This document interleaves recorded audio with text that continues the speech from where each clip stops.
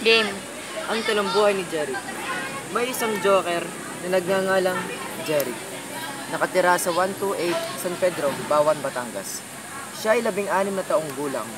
Malapit na ang kanyang birthday, itong August 14. May handa siyang 55 na lumpia at 66 na siomay. Kung wala, kahit karne.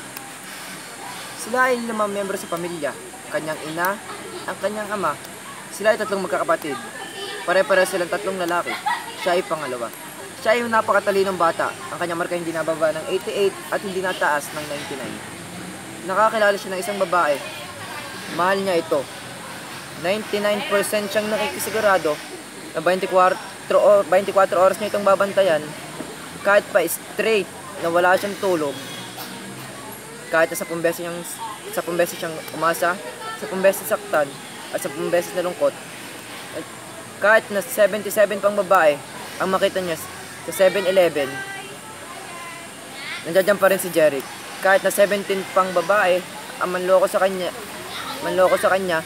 nandiyan pa rin si Jeric na gustong maging hari kasama ang reyna.